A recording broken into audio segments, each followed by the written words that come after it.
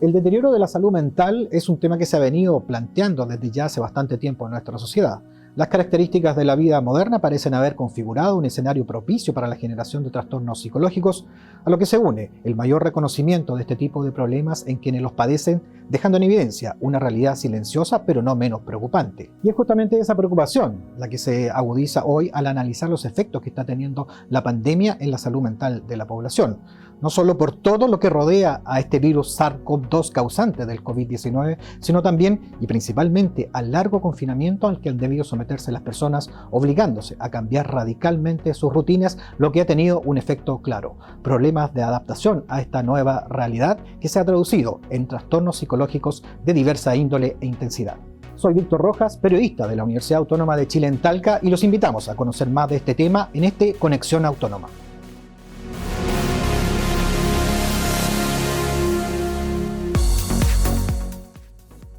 La salud mental de nuestro país presenta cifras preocupantes ya desde antes de la pandemia.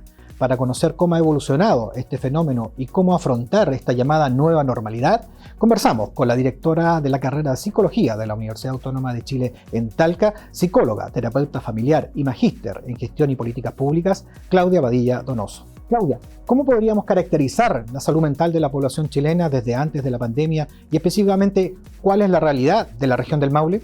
Bueno, el tema de la salud mental en Chile es un tema muy preocupante. Las cifras plantean que la principal causa de las licencias médicas son justamente por temas de salud mental.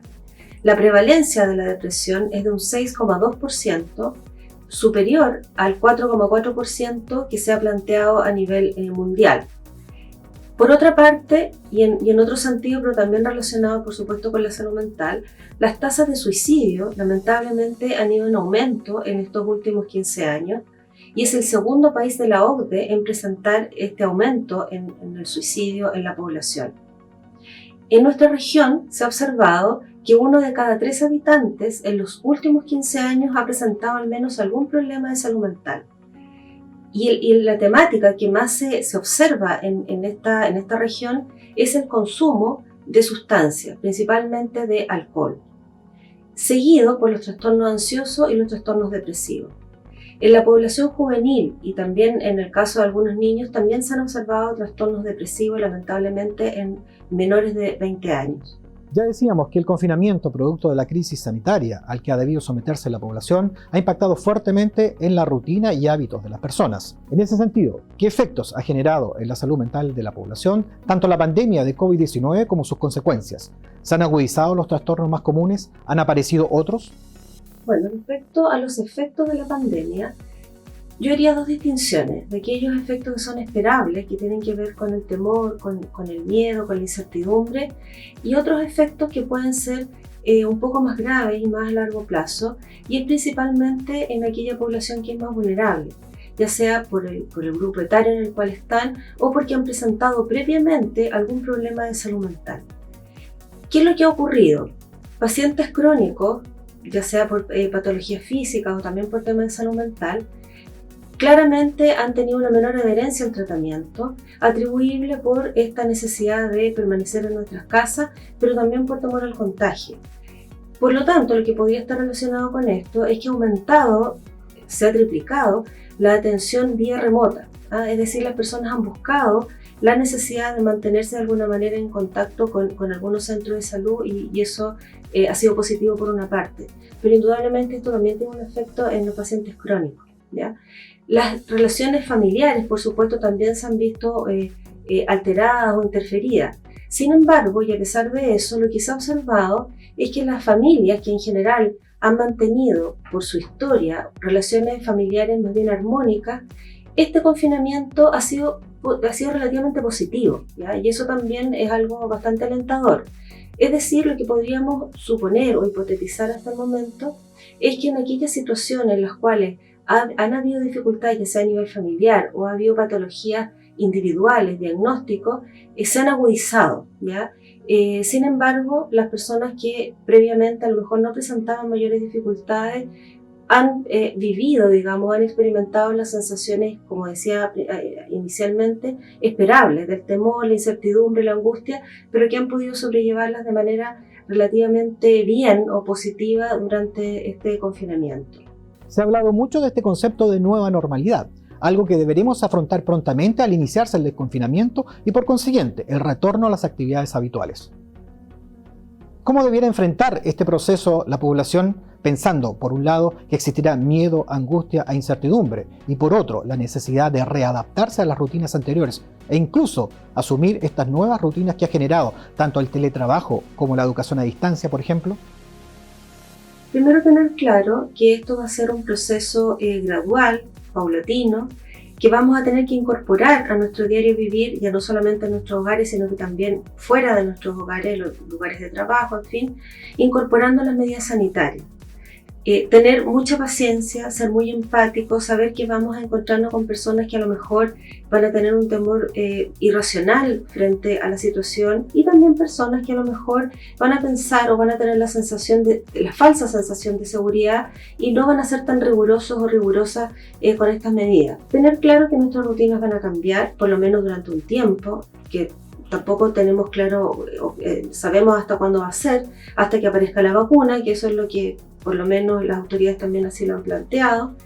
Y lo otro importante es pensar, y esto ya es algo más individual, porque claramente para todos va a ser un cambio diferente de acuerdo a nuestras propias realidades, planificar esta salida gradual, ¿ya?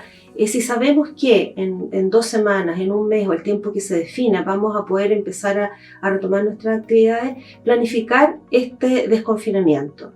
Y primero que todo, pensar cuál va a ser la mayor complicación quizás que a lo mejor uno puede tener frente a este desconfinamiento. Por ejemplo, si en mi casa o en mi familia hay niños pequeños que a lo mejor no se van a integrar al colegio, ¿quién los va a cuidar el tiempo que yo no esté? Si lo he estado haciendo durante todo este tiempo. Si hay personas mayores en mi hogar y también hemos estado a cargo de ellos o de ellas, saber o ver cómo lo vamos a hacer para que las personas se hagan cargo. ¿Cómo nos vamos a organizar y cuáles son los temores que vamos a tener al respecto? Eso puede ayudar en parte a que podamos asumir este regreso en forma un poco más tranquila y planificada. La planificación es muy importante. Pero también se ha descrito, y la literatura, por lo menos en psicología, sí lo plantea, que frente a situaciones de emergencia, desastres naturales o situaciones críticas también como la que estamos viviendo, también son una oportunidad de crecimiento, de descubrir cuáles han sido nuestros recursos, de pensar que ya llevamos 5 meses y hemos logrado de alguna manera sobrellevar esta situación, sin olvidar que por supuesto hay muchas personas que también han tenido que sufrir la partida de algún ser querido o sufrir la misma enfermedad. Otra cosa importante es que si bien las instituciones, el Estado claramente se van a tener que hacer cargo de muchas situaciones que tienen más que ver también con lo económico, con la salud también, tener muy claro que también de nosotros depende y también nosotros tenemos que aportar algo en esta readaptación a esta nueva realidad, ¿ya? Es un esfuerzo en conjunto. Un aspecto importante de este periodo han sido las redes de apoyo profesional, tal como usted ya lo ha mencionado. Al respecto, ¿cómo la universidad, a través de la carrera de psicología y su centro de atención psicológica, está aportando en el proceso de mejoramiento de la salud mental de la población que se ha visto expuesta a las consecuencias de la pandemia? Bueno, nuestra carrera de psicología, por supuesto, también ha estado presente en distintas instancias, no solamente adaptando las clases vía online, digamos, como lo hemos hecho en la universidad, todas las carreras en general, sino que también entregando apoyo y contención a la comunidad universitaria, pero también externamente, con los convenios o con los socios comunitarios con los cuales nosotros habitualmente trabajamos. Hemos realizado también, y lo vamos a seguir haciendo, jornadas de contención con el DAEM de Talca, con la Dirección del Trabajo, en temas que tienen que ver con el control emocional, con la contención emocional, pero también desde el punto de vista organizacional. Porque sin duda esto también afecta a la organización y a las personas, a los funcionarios de las distintas organizaciones en cuanto a cómo desempeñarse no solamente trabajando online, digamos, sino que también dentro de sus mismos equipos de trabajo. Por lo tanto, hemos realizado contención en esos aspectos. Internamente hemos trabajado con algunas carreras, por ejemplo con la carrera de auditoría, donde también realizamos algunos contención a los profesores, a los estudiantes, y por supuesto también la carrera a través del Centro de Atención Psicológica y sus estudiantes que están realizando la práctica con teleatención, que eso también ha sido muy significativo, muy bien recibido por las personas, donde han podido seguir atendiendo individualmente, pero vía online, digamos, con teleatención. Y no solo a nivel individual, también se han hecho trabajos a nivel grupal. El área comunitaria del Centro de Atención Psicológica ha trabajado con las personas mayores, donde también les han entregado ciertas herramientas para que puedan seguir conectándose y puedan seguir trabajando en los distintos temas que tenían planificados.